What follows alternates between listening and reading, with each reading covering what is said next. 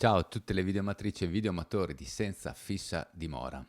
e benvenuti in questo nuovo video di analisi non verbale.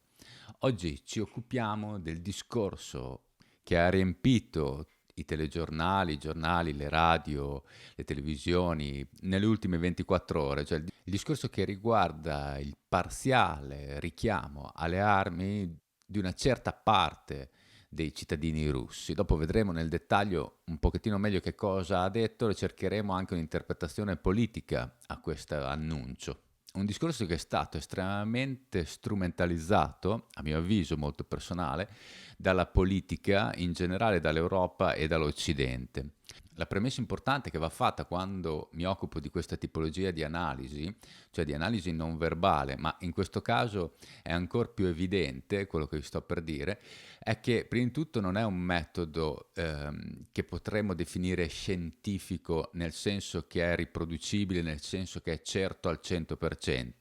perché come succede per tantissime discipline, anche tra le più affidabili, non dobbiamo confondere l'utilizzo della tecnologia con la scienza, perché non ha niente a che vedere.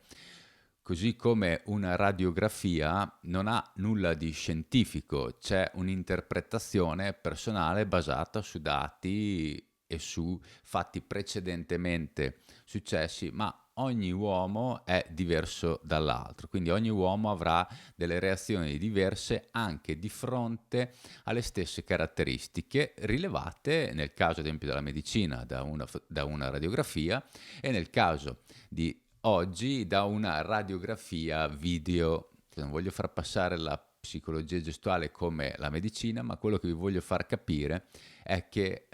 non bisogna confondere la tecnologia con la scienza e soprattutto con le certezze, perché anche la scienza stessa di certezze ne ha veramente poche. Andrò un po' a analizzare in generale il discorso di Putin e anche come è stato presentato dai media, quali tagli sono stati fatti, dove. Una cosa che non posso fare e che ho fatto in molti altri video di analisi non verbale è riferirmi al verbale, cioè guardare la diretta connessione che c'è tra quello che si dice e quello che si fa. Il motivo è molto semplice, io non conosco il russo.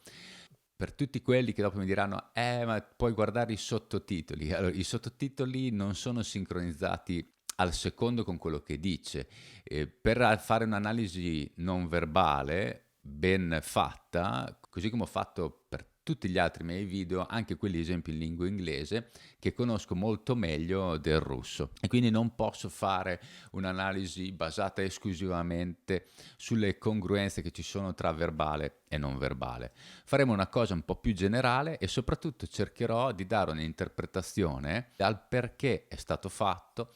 la scelta dei tempi, ad esempio, e la scelta della location, il modo in cui è stato proposto, diciamo qualche accortezza di comunicazione che è stata presa non a caso da Putin e dalla sua equipe, dal Cremlino in generale,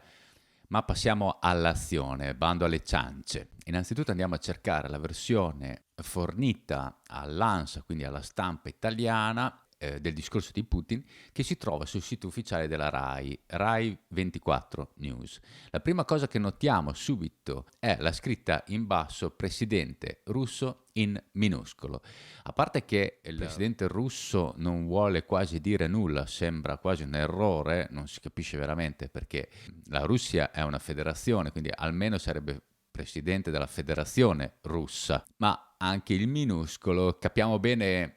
che sotto c'è una volontà di sminuire in continuazione Vladimir Putin a livelli proprio di disinformazione, che è l'esatto contrario di quello che dovrebbe fare una televisione di Stato, cioè comunque non schierarsi,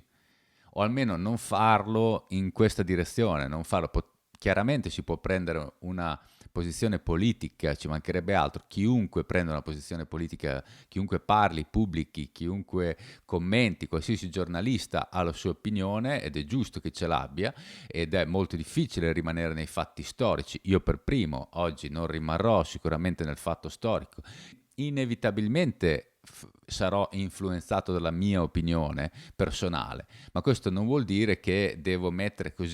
sminuire così chiaramente, quasi come un'offesa, il presidente di una nazione come la Russia in un discorso così anche importante, anche se poi, come vedremo, non è così importante come vorrebbero farlo passare, non è così allarmista come vorrebbero farla passare. E quando dico che si fa della disinformazione, che lo vogliono sminuire, che vogliono boicottare anche questo messaggio, nonostante lo vogliono solo strumentalizzare politicamente, vogliono farlo passare quasi come una dichiarazione di guerra, un richiamo alle armi, una situazione critica per il popolo russo, dove tutti non sono d'accordo con Putin, però quando poi volete sapere veramente quello che ha detto, ecco quello che vi fanno sentire sul Rai, sul sito ufficiale, un discorso ufficiale di un'importanza che viene paragonata a una dichiarazione di guerra mondiale atomica, bla bla bla. Eccolo qua. È inevitabile, sarebbe stato poi inevitabile anche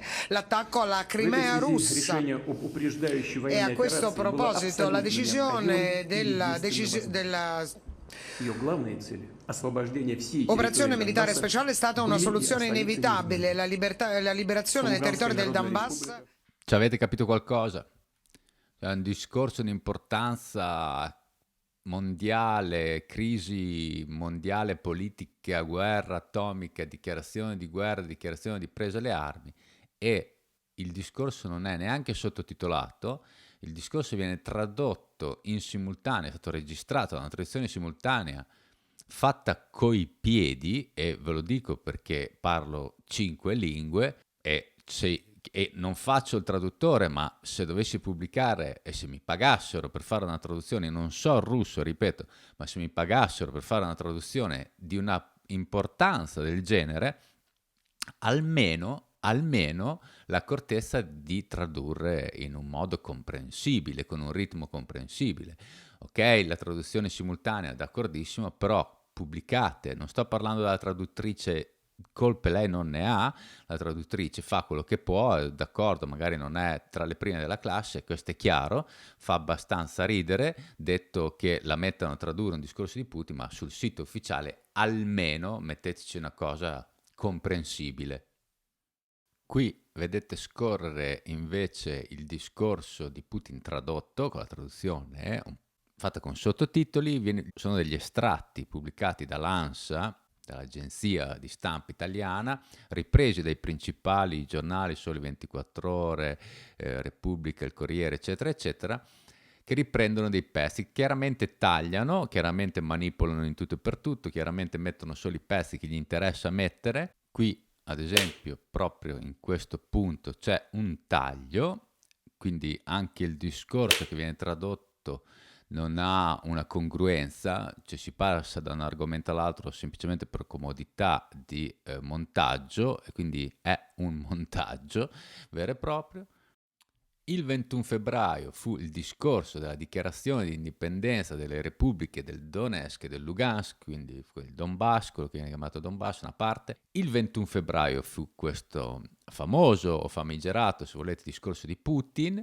Sono passati 7 mesi tondi, il 21 settembre fa quest'altro discorso, 7 mesi dopo. È un po' una resa dei conti, è un po' per far vedere la puntualità, il sistema molto quadrato e russo, soprattutto per quello che riguarda anche un po' militare come istruzione, di venire 7 mesi dopo a fare un altro discorso. La differenza sostanziale fu che il primo discorso durò un'ora, questo è durato 20 minuti, quindi politicamente molto meno influente, a mio avviso, nonostante, ripeto, l'interpretazione che danno i media occidentali è della catastrofe imminente, però in realtà sulla totalità di questo discorso alla fine non c'è niente veramente di cui ci si possa veramente allarmare. Quando parla di mobilitazione lo dice 2 volte, mobilitazione riguarda solo alcuni riservisti, la mobilitazione è parziale, lui ci tiene a sottolineare parziale, non sta parlando di un richiamo alle armi di tutti i cittadini russi. 7 mesi dopo si ritrova nella stessa stanza, quindi ha usato lo stesso tipo di comunicazione. Come vediamo nel video, Le due bandiere russe sono ben presenti, diciamo quella più ufficiale e quella più presidenziale, quindi dalla stanza del presidente. Dietro di lui ci sono questi telefoni che danno comunque l'idea del fatto che lui è comunque collegato, che è comunque in contatto con i leader mondiali, che è comunque anche a disposizione di ascoltare. Il fatto che siano presenti questi telefoni testimonia che lui è in relazione con Kiev, con Berlino, con Washington, con Parigi, con Roma, è comunque collegato. È una scelta cosciente quella di mettere quei telefoni lì, in bene in vista. Come tutti i politici dà la colpa agli altri, cioè dice che sono scelte della comunità europea, quelle di aumentare la durata, di prolungare la durata della guerra, la durata del conflitto, di fornire armi che tutti sappiamo essere vere, perché alla fine è quello che viene dichiarato apertamente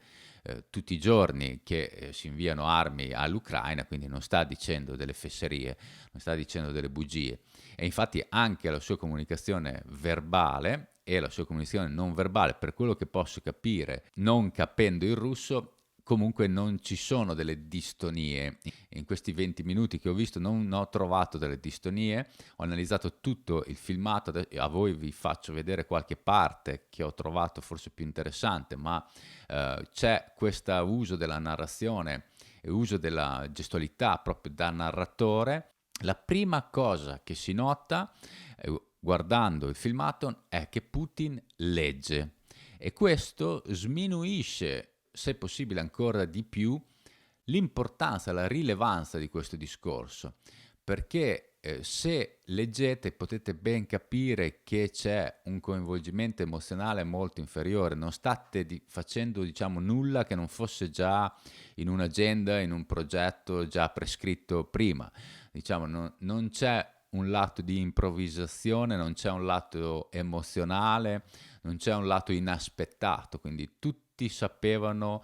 almeno tutti quelli attorno di lui e probabilmente anche tutti i leader mondiali sapevano di questo suo discorso, di questo suo richiamo, di questa sua volontà, diciamo, di buttare un po' di benzina sul fuoco per comunque fare spostare le pedine nella scacchiera a favore della Russia, come poi viene dichiarato proprio da lui, che dichiara apertamente di difendere gli interessi della Russia, quindi niente di nuovo sotto al sole.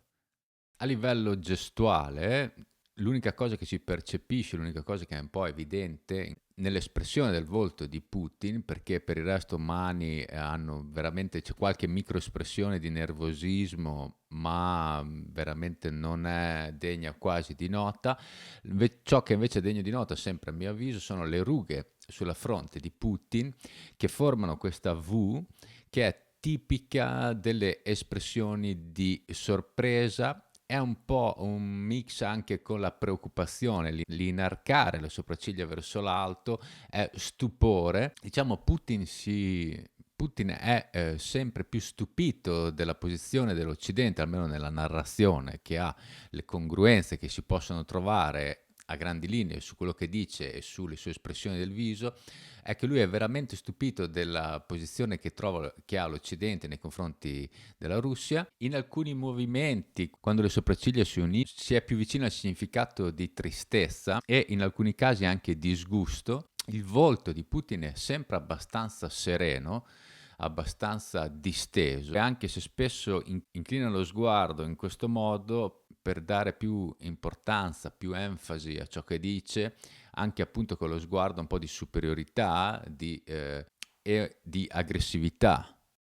Bene, grazie a tutti per essere arrivati fino a questo punto in mia compagnia. Vi invito come sempre a mettere un pollicione in su, a condividere il video e a iscrivervi al canale se non l'avete ancora fatto. Sono 3 cose completamente gratuite che prendono pochissimo tempo ma che per me sono molto importanti. Se poi volete sostenere il mio lavoro di analisi e di produzione di video, di contenuti con una piccola donazione, potete farlo attraverso tutti i link che trovate in descrizione dei miei video. Grazie a tutti e alla prossima.